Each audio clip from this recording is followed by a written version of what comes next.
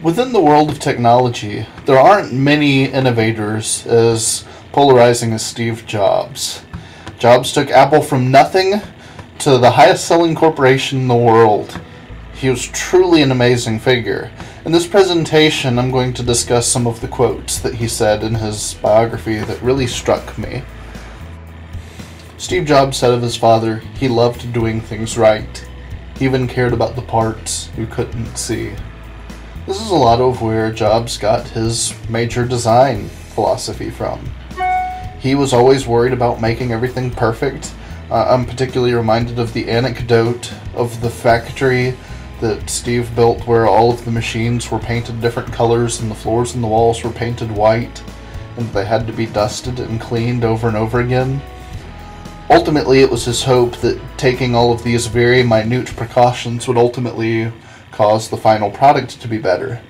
At times, he really took this obsession to the extreme and spent a lot more money on something frivolous than he really should have, and it's rather undeniable that in the pursuit of this perfection that he really did damage to a number of his relationships.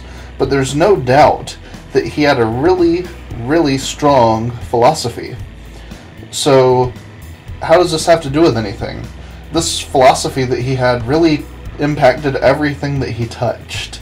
He wanted his computer to be perfect, but not only that, in order to make it perfect, the room that it was built in had to be perfect. It had to be built by the best people. He kind of couples this with his kind of roguish desire to be rebellious. Bob Dylan is a recurring theme throughout the book, and I was especially intrigued at the number of Bob Dylan songs that showed up on his iPod list. Another quote, "Do you want to spend the rest of your life selling sugared water, or do you want a chance to change the world?" This was a quote that Steve Jobs said to John Scully when he was the CEO of a Pepsi factory, or something to that effect. Change the world. Jobs really believed that what he was doing had the impact and would change the world. Certainly he had to have a lot of faith in what he was doing, because even after he was fired from Apple, he still continued with technology. But I'll grant it, by that time that's what he knew, but he still had a tremendous amount of gumption to go forth and said, look, I know what I'm doing, I have the right plan. And this even especially started working when he got back with Apple and introduced the 1984 commercial that kind of sets Apple off as being the kind of rebellious, anti-authoritarian company. That really struck a lot of chords with a lot of inventors. And ultimately, his devices are good. We can kind of see a little bit of ourselves in them. They look friendly to us. I'm fond of the anecdote where the person discusses Steve Jobs yelling, "Not blue enough!" And at the end of the day, Jobs was particularly not terribly embroiled in the Mac versus PC war. At least from this book, it seems more to me that he was concerned about making Mac the best product that he could possibly make it, although there were certainly some tiffs with Microsoft. Another quote, "Why, sometimes I've believed as many as 6 impossible things before breakfast." This is a quote by Lewis Carroll that Jobs was fond of, and I think it's really striking because the guy had the gumption to believe that things weren't possible. I suppose that if you don't believe that something is possible, then you have exactly 0 chance of getting it done. Between the different things that Jobs did, between his computer empire and Pixar and everything else, it was really clear that he was a tremendous guy and he really wanted to change the world. He kind of acknowledges his own character flaws when he said, "I'm a tyrant, but I'm usually right." So even this kind of admission of his weakness is still kind of a self-serving nod towards his kind of superiority complex.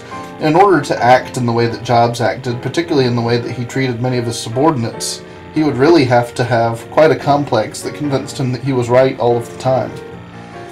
This picture is one of the few pictures that I was able to find of Jobs with his family.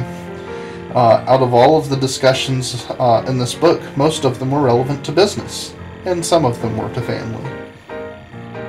But ultimately, I think this quote speaks the loudest. The journey is the reward.